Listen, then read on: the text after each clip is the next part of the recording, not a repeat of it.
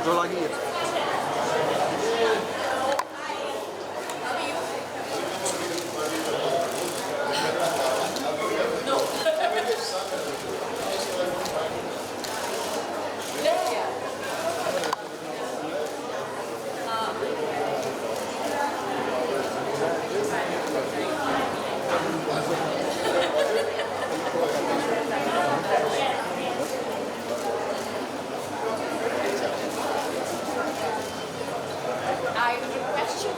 Sir, is that how long do you need?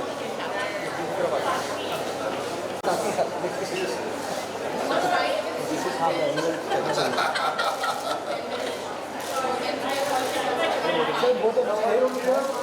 Both of you right. Both of you right. Over here.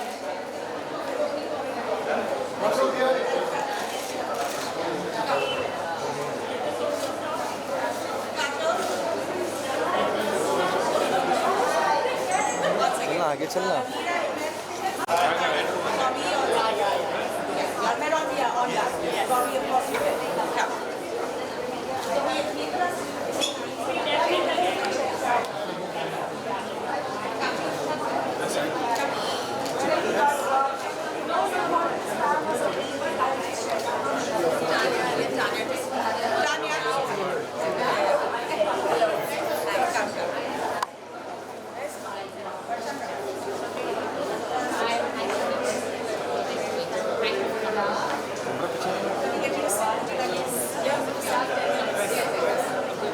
अंदर अंदर चले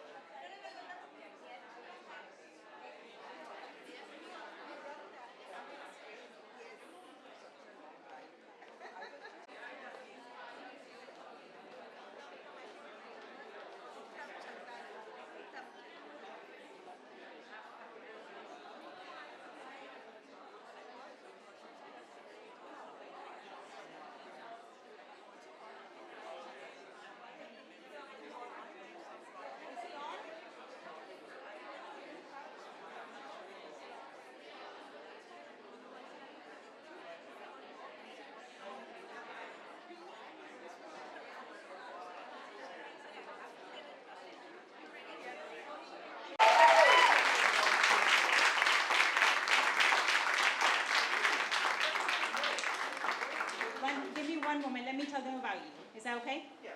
Okay. Siddesh has been our student for 8 years. He's currently part of our customized employment program.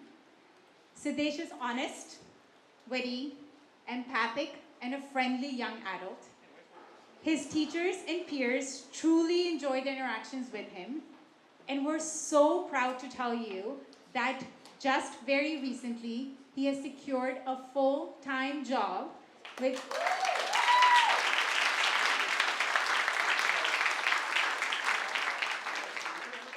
Siddesh is working as a programmer for a company called CAI, a US-based IT company. So with that,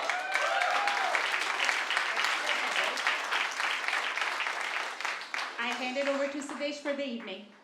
Oh yeah, thanks. Thank you, Miss Monica, for the kind words and encouragement as well. Okay, I just need to do this for a second.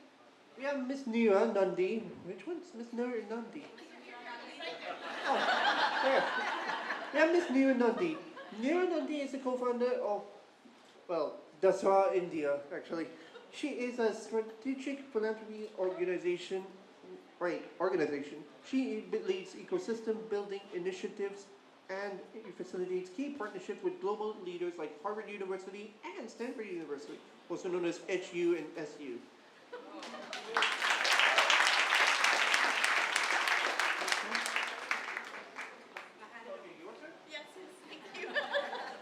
Thank you for that gracious introduction. And I can't thank Indira and Dharmil for being such generous hosts to Giving Pie. And when we were brainstorming on what this could be, it was like, yeah, let's just make it small. But I think nothing for Indira is ever small. So thank you from the bottom of our heart for all of this. And I think what's very exciting is that we've partnered together as Giving Pie with Gateway, and it's perhaps the first time we've brought such an important issue to this community. So my name is Neera Nandi. I started an organization called Dasra, which means Enlightened Giving, with my husband, which he's somewhere. If he can maybe wave. Oh, there he is. Yeah, back there. 23 years ago, we moved. I'm sorry for my accent. But 23 years ago, we moved from the US and said if there's anything we can do with our skills, we came from investment banking, so we didn't have a whole lot of skills or money, frankly. We were around 24, if you're calculating, I'm 48. And decided let's start something like Dasra, and at that time, 23 years ago, it was very much an early new thing to be a bridge. So we're an NGO for NGOs.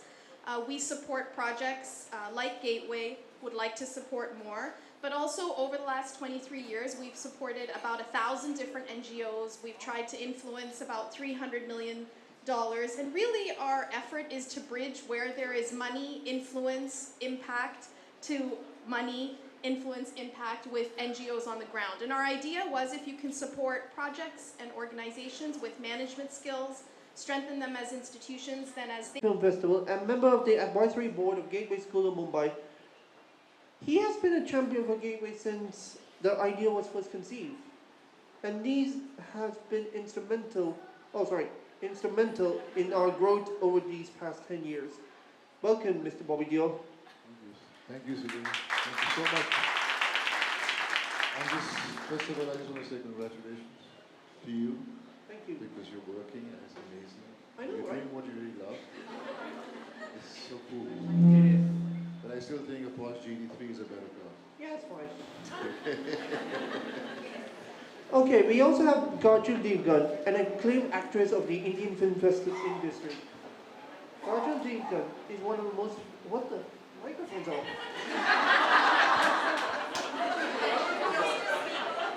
Okay, we have Kajol Devgan, an acclaimed actress of the Indian film industry. Kajol Devgan is one of the most successful actresses of Hindi cinema and the recipient of numerous accolades, including 6 Filmfare Awards.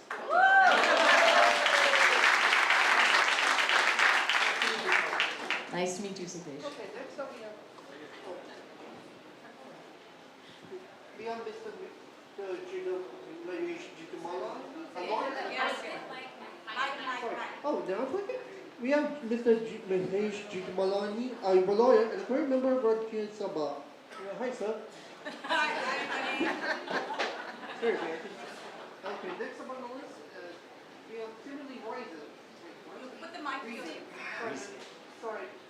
Even the mic off.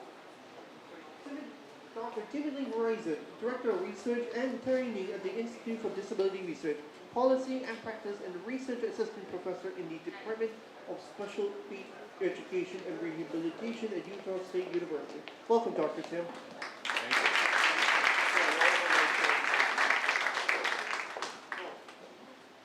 And then we have Tricia Jones working. Currently, she's a trainee principal investigator and trainee of a customized employment training at the Technical Assistant Utah State University, and part-time Griffin Harmis Associate. Thank you.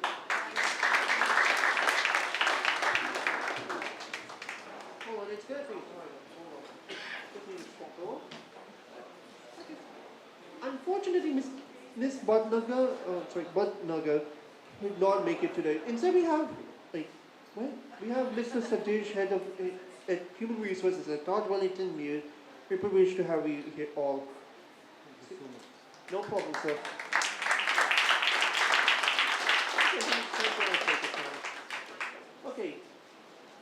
Okay, let's tell us in not more than 30 seconds why you feel passionate about and ally to people with disabilities, special abilities. Sorry. Slowly. Okay. Tell us in not more than 30 seconds why you feel passionate about being an ally to people with disabilities, special abilities. First, Mr. Mahesh. Mr. Mahesh, sir. Tony? Sir, can you hear us? No, I don't think he heard you. I think he's mute. Mahesh, sir? He's speaking, but you can't hear him. Yeah, that's it. Hi, Mr. Mahesh. Right, he can't hear him. Can you hear us? Okay, that's fine. Yeah, that's right. Starting with Kajol. Tell us in more than 30 seconds why you feel being passionate about and ally to people with disabilities and special abilities. Oh. I don't need the mic. Me neither. Yeah, I really don't need the mic, but I'm going to pretend that I need that. So it's my, my awareness of this particular topic started a long time back actually, because I had a hairstylist, and when I was about 18 years old, and she joined me when I was 18, and she was with me for about 10 years. And during that 10 years, she was amazing. She would, she was working with me 24/7, traveling, etc. And I came to know much later actually. She didn't really tell me for the first 2-3 years that she had a paraplegic child at home. And it was heartbreaking to watch her, because there was this mother who was constantly worried, constantly organizing, had to work, couldn't sit at home doing nothing for a long period of time. Made me feel guilty if I didn't work for a little while. It was just watching her day in and day out, and that was really my first, in-depth, close-up view of how much it affects the entire family and society. Actually, the way society looks at them is what society does to them. And I think that's why when I heard about Gateway, I was so happy to hear about something like that coming up. And the topic that we're discussing today is actually, I think a wonderful and a very, very relevant topic to today, to and most especially to our society. I think the first thing that we want to teach our children is compassion. And we have this world, we have this wonderful world in front of us, which we are looking at. And we see so many things that are right with it, that are wrong with it, that there are so many causes around. But I think the best thing that we could teach our children would be to look at the human being next to you and see it as a human being who deserves a chance at everything, regardless of their color, race, religion, or abilities, for that matter. And that is, yes, exactly. And that's why I'm here today, because I'm hoping that, yes, my 30 seconds are almost up. So, yes, but yeah, I'm hoping that we start a conversation that hopefully will help us make the world a better place for our children to grow up in.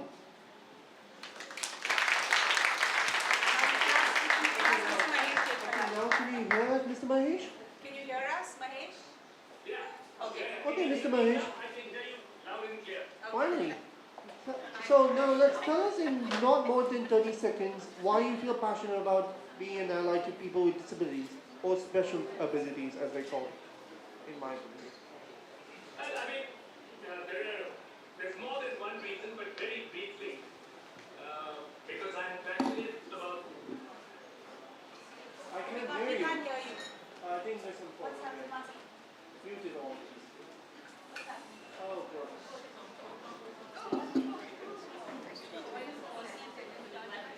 We'll have to wait. This might want to take a break. Dude.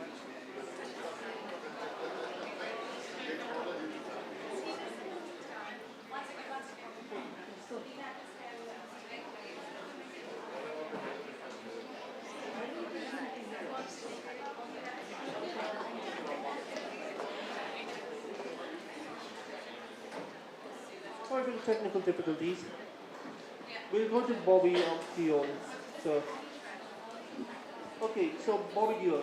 Oh, sorry. Shall I do this? Or tell us in no more than 30 seconds why you feel passionate about being an ally with people with disabilities or special abilities. Well, for me, the first time I came across a child so special was Yuvraj. Yep. And my relationship with the Budanis, with Indira and Dharmil, started because of this bond that it happened between me and him. You know, I saw this child and I could see that I could communicate with him because why? Because he had only two passions, Bollywood and cricket and cooking. At that point, he didn't know he was going to be a good cook. I'll get to that afterwards.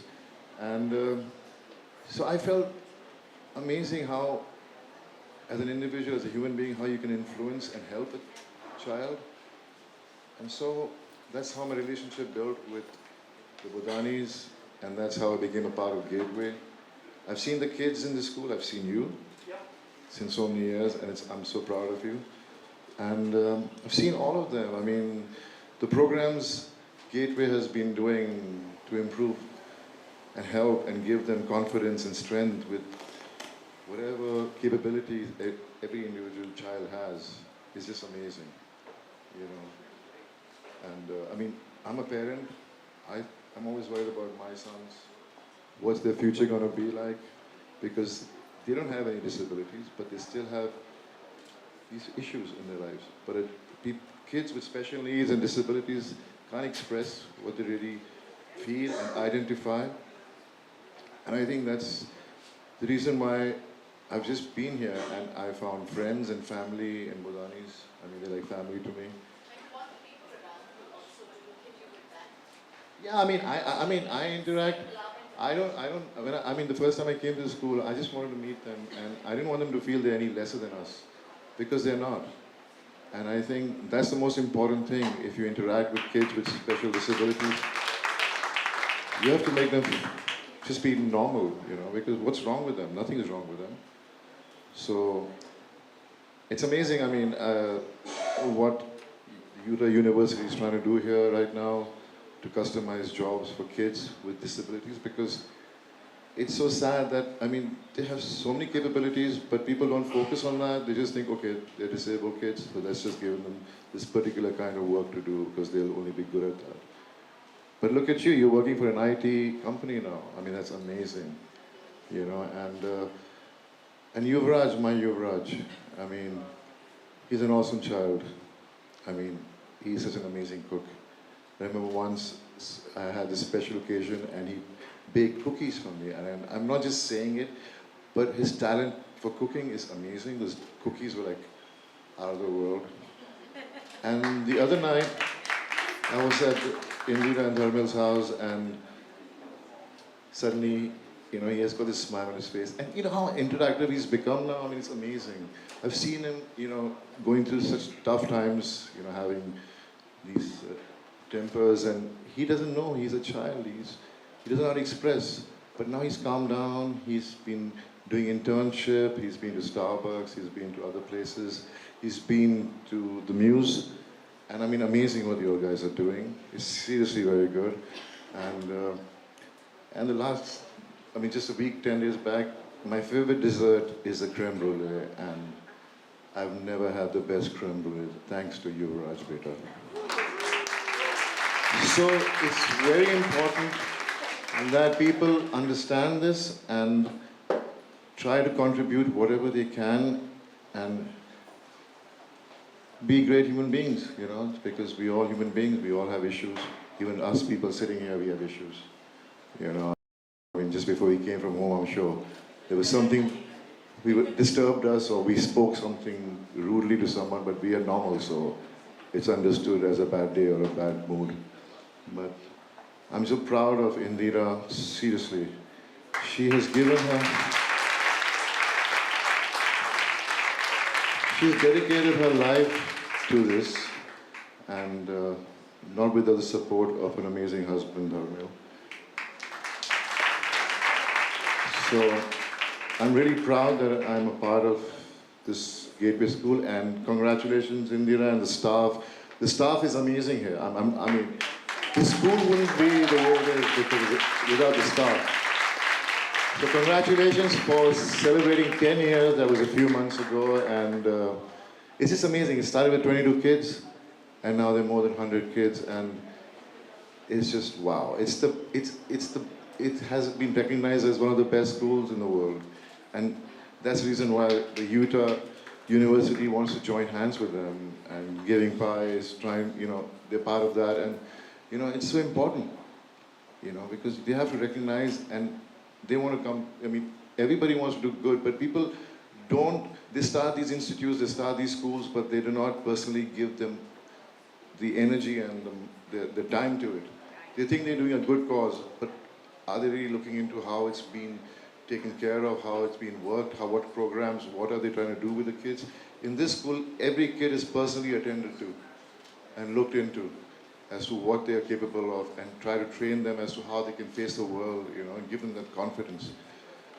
And, you know, and I mean, I'm worried about my kids, so I mean, it's the same for these kids, you know, so it's amazing. I mean, I'm just so happy to be here, and I'm so glad to see so many people here. And I mean, some of us out here are parents of these children, and they are so happy with how their kids have progressed in life. So thank you so much for having me here, Indira. Okay, next up is Tim, next up, Tim, sir. Tell us in not more than 30 seconds why you feel... Myself as an ally from an equity and inclusion perspective. I've been working in this field for 30 years supporting people with disabilities and thinking about how we include people with disabilities. And I still see people being segregated and isolated simply because of their disability and the stereotypes about disability.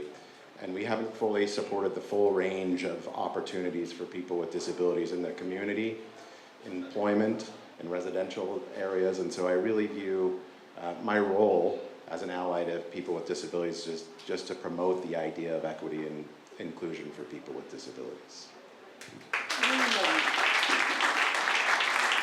Okay, Trisha, your turn. Tell us in not more than 30 seconds why you feel passionate about an ally with people with disabilities or / special abilities. Thank you. So my passion really comes from, I'm a family member. So I have an aunt and a cousin with varying disabilities. So just kind of growing up in my family, it was something that I was comfortable around. And I don't think I realized the level of segregation or what services or how the system works, because my family members weren't in it in the United States. And so when I went to college and started working directly with people, it really was just my passion. And employment is really that thing that it's an equalizer, right? We typically ask people what they do for a living. And so just wanting people to have that same opportunity to be proud of what they do every day and the joy that I get from work, wanting to help people be able to experience that for themselves is really where my passion comes from. So thanks for having me. Very good. That is working out. Okay, Mr. Sadesh, tell us in not more than 30 seconds why you feel passionate about being an ally to people with disabilities / special abilities. Warm good evening to everyone. So, I am firm believer of having everyone with equal opportunity for employment per se, or for to live in society, normal society as we all are there. So to avoid something which makes them different and take out that stigma out of normal and not normal individual, we ensure that everyone who joins us for training, we ensure that everyone who wants to work with us, maybe for understanding, maybe honing their skills, we take them and we train them accordingly. So that is what I would suggest.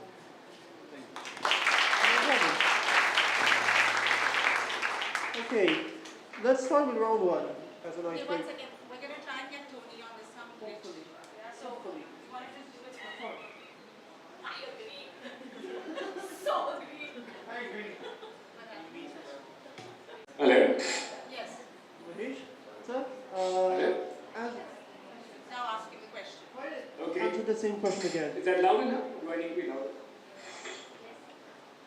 Can you Yeah, now it's loud enough. tell Tell him us it's loud enough. okay, tell us in no more than 30 seconds about why you feel passionate about being an ally to people with disabilities / special abilities. I was going to say a question. Tell us in not more than 30 seconds why you feel passionate about being an ally with people with disabilities / special abilities. Okay, sir? Mahesh, sir? I think there's a struggle. Okay, never mind. It's gonna be fine. It's gonna be fine. Okay, let's start with round one. Kajol, as a parent, what gaps have you noticed in the education system? Is there a growing awareness to accommodate children with special needs, and what do you think needs to be done differently to address some of the gaps? Sorry, it's called the gaps with gaps.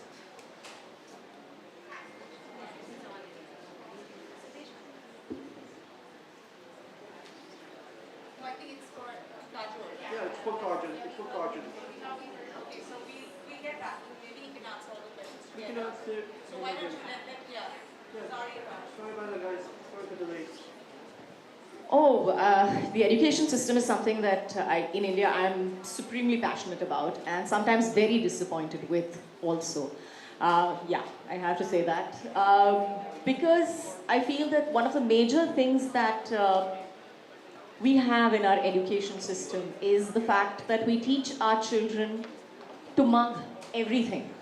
And everything is based, your grade, everything is based on the fact that can you recite like a parrot.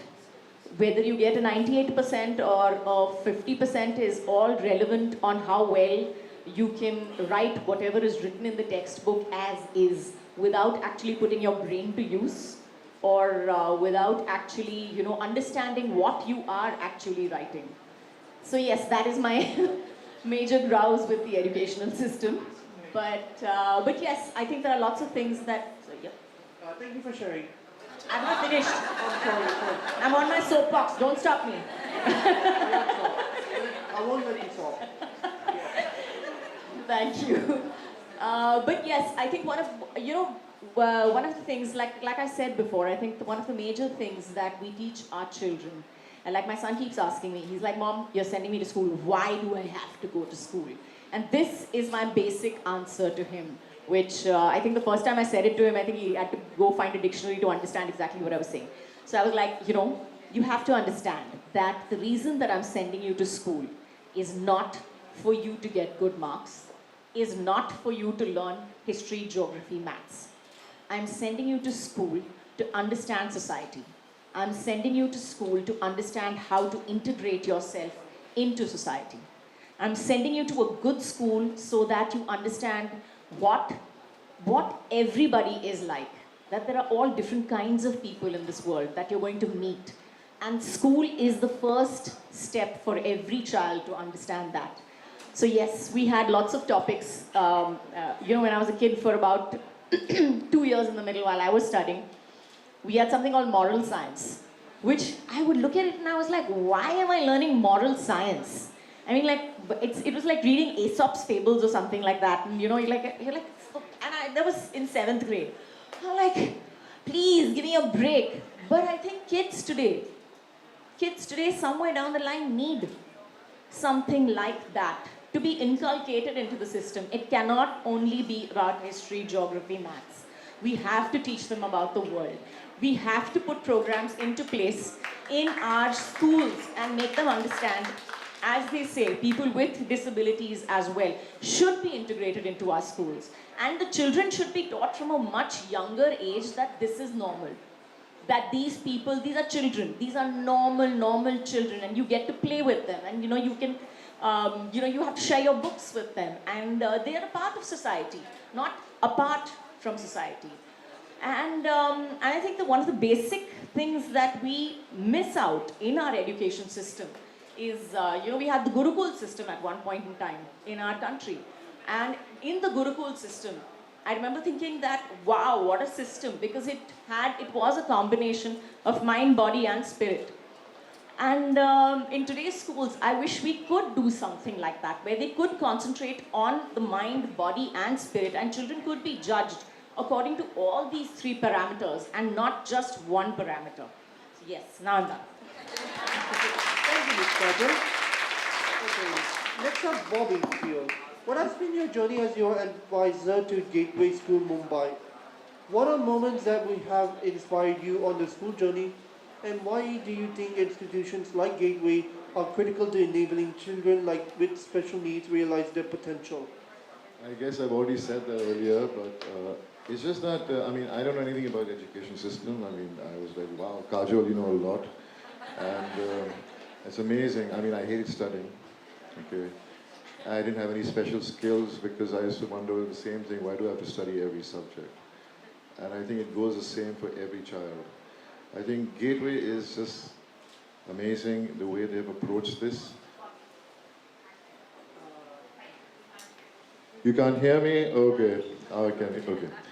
So, it's just amazing how Gateway has, what they've done with the kids in their school. They work personally with every child and improve their skill sets and try to identify what they're good at. And I think that's exactly what's required, even for normal kids. Because what is the point of educating yourself or grasping everything around you when eventually you don't need everything? General knowledge is something you get with mingling with the society and understanding society. And what's the most important thing is how do you survive in a society, because they have too many norms and rules and the way you behave in your life. I think every child should grow up to be independent, fearless of how the society thinks, and do exactly what they believe. And I think that's the most important thing every child should be taught.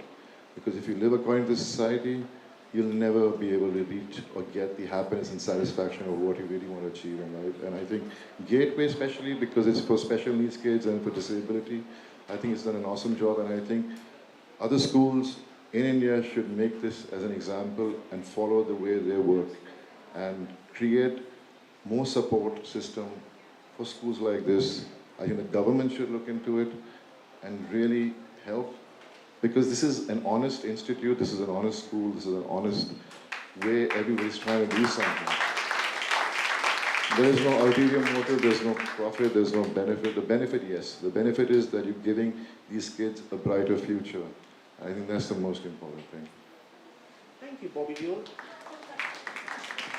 Okay, next up, Tim and A lot of time working with employers and thinking about how we engage employers. And several of the things that we've learned over the years is that there's several themes that emerge in the employment world.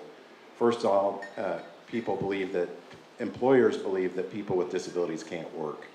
And that's universal, that's across the board. And we know through years of research and years of programs such as supported employment and customized employment that really dispels that myth that people with disabilities can't work.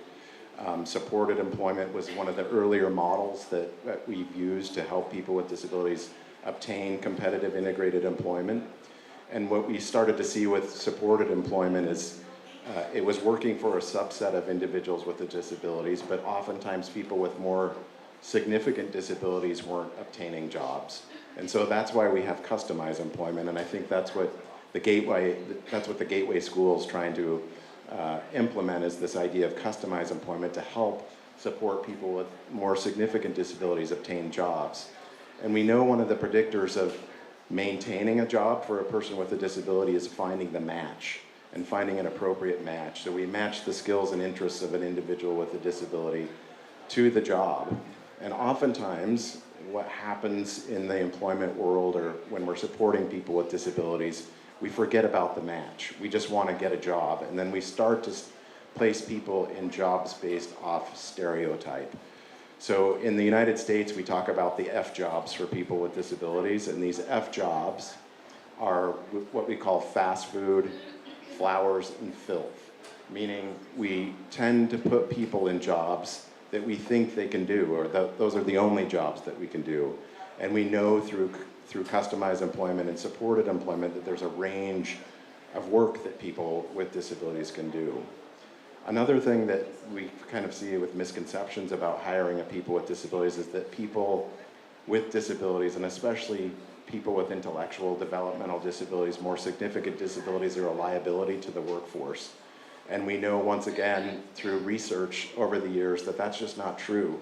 Oftentimes when we train a person with a disability to work in a job that matches his or her skill set, their safety record is often better than those without people with disabilities. So this liability issue is it's a myth that's out there. The second part of the question was, how do we move forward? And some of the misconceptions maybe when we're moving forward, if I recall. Here's something that's very universal. I've worked in different countries thinking about employment, and I think one of the universal truths about supporting people with disabilities, or what people believe about people with disabilities, is that they can't work and that they have low expectations for what people with disabilities can do, and that there's stereotypes about people with disabilities. And I think this really stems from our notion of disability, and I think this is a really important point to stress as we start to think about how we can build employment programs for people with disabilities. And this notion kind of comes from this idea, when we think about disability, we always think it's an us-them paradigm, right? We think, oh, we don't have a disability, and then there are people with disabilities, and we're separate. What we know is that disability is a part of the human condition. It's something that everybody in this room will have at some point. And so I think if we can work off this idea that, you know, some people will have disability at birth, some people will have disability later on in life, some people will have a disability when they're aging and older, or, you know, I could leave this room tonight and get in a car. I've experienced Mumbai traffic now. I can get in a car and get in an accident and acquire a brain injury. So unlike any other form of marginalized group, I can enter the disability field, and I think, and become a person with a disability. So I think as we start thinking about disability and supporting people with disabilities, if we can change the lens and the framework of thinking about disability and look at it as a we instead of an us and them paradigm, I think we might be more receptive to supporting people with disabilities and employing people with disabilities in the range of occupations that are available. That's really good, sir. Okay, Trisha Jones-Parkin, could you share more about the Breaking Employment First Priority legislation in the USA and the impact that has created since? What could be lessons that India could borrow from what worked? Okay, So the Employment First initiative in the United States started, 2007, 2008, and it started with a handful of states that passed legislation, and now today there's 39 states that have some form of legislation or executive order so that really is directing a lot of funding priorities at the state level. And then what has happened is that there's been more of a federal level of support to help those states implement. So in terms of the momentum and excitement around Employment First, it certainly, I think, re-energized a lot of that movement and excitement that happened in the early 90s with supported employment. What we saw was, people were getting jobs and there's been a big lull in the United States. And so this Employment First movement certainly generated that interest and discussion about everybody should have opportunities to work, including people with the most significant disabilities.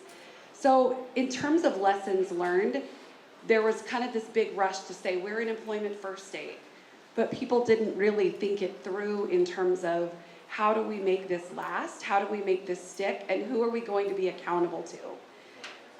So those are the kinds of things that really make an impact in numbers or policies or people really having those opportunities, is having bodies of decision makers or whoever is putting up the funding to say what is it that we want to fund and what do we want to see happen, and measure those things and have those outlines of expectations. I believe that's where there's been some shortfall in the United States around Employment First.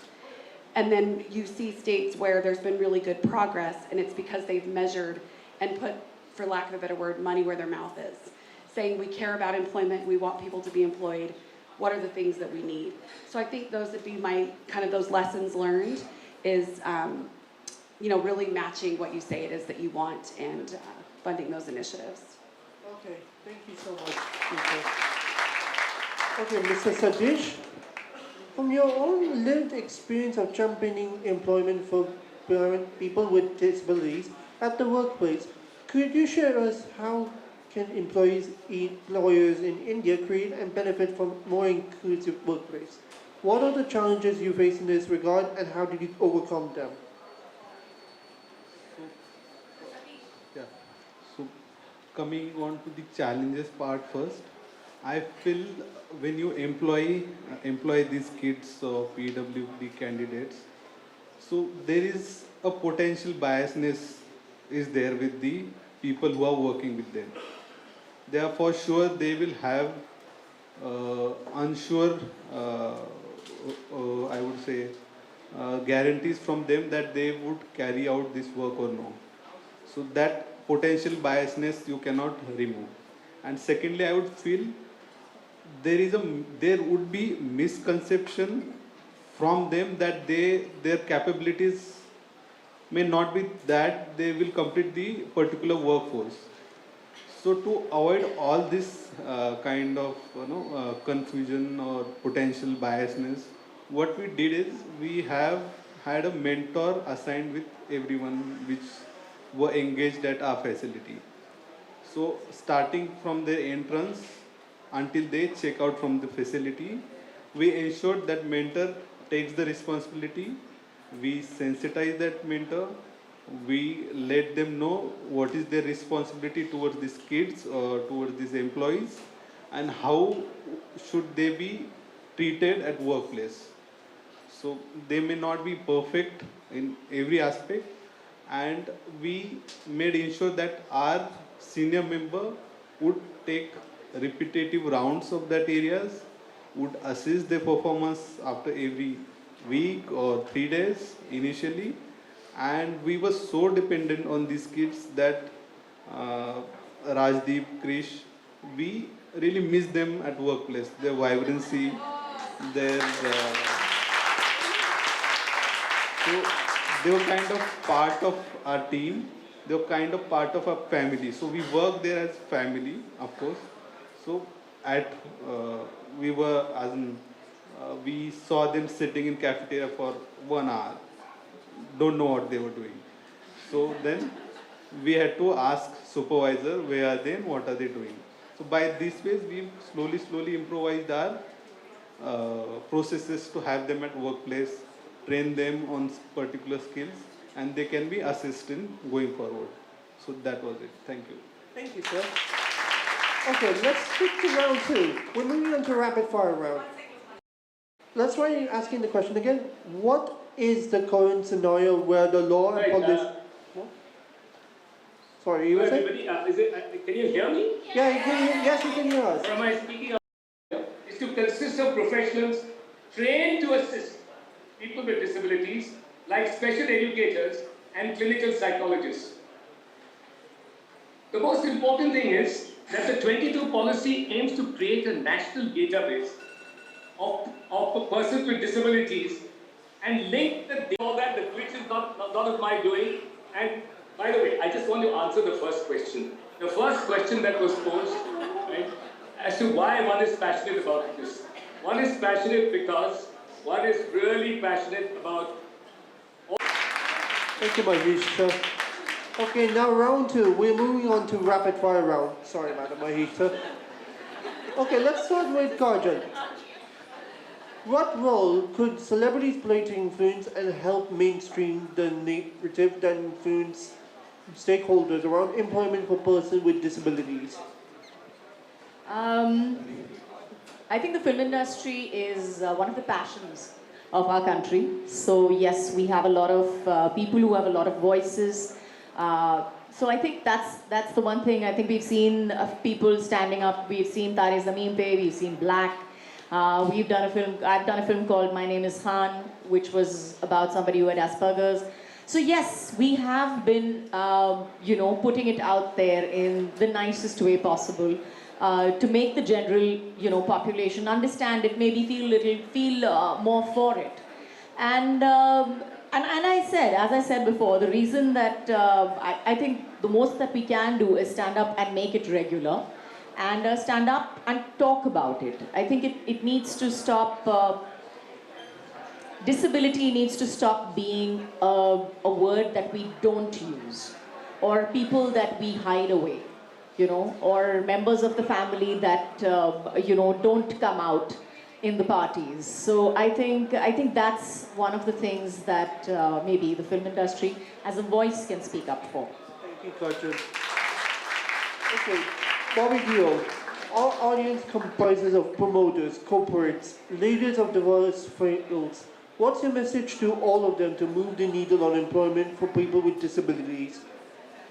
I guess I wish they understand it's not just about employment. I think they should contribute towards institutes which encourage and educate these kids so they understand what they're capable of, and then moving towards employment.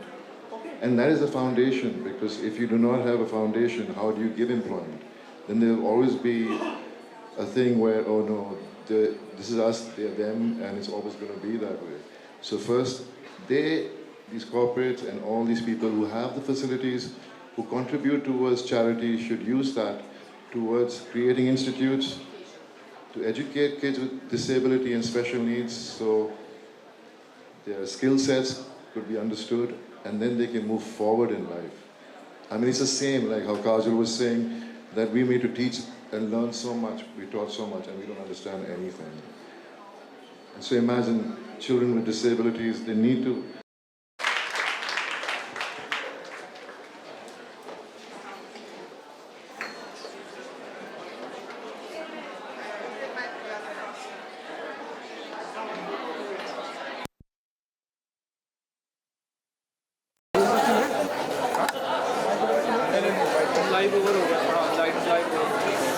Excuse me, ma'am. Can you please sit down?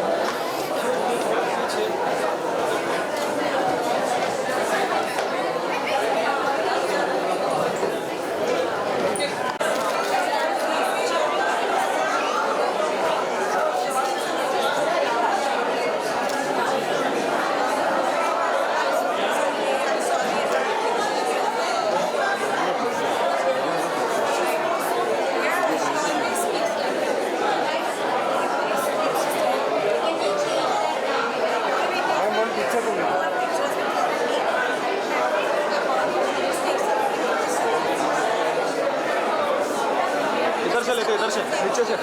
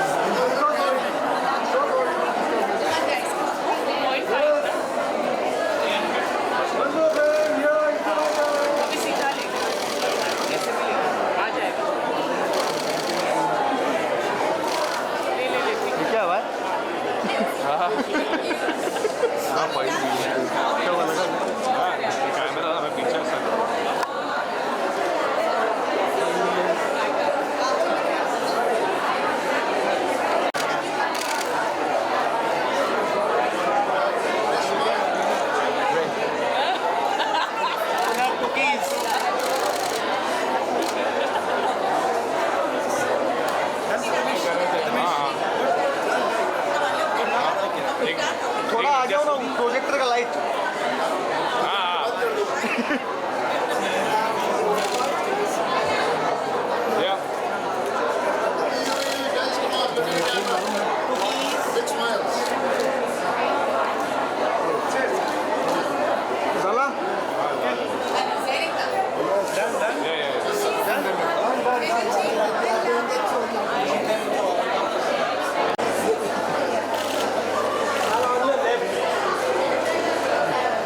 wait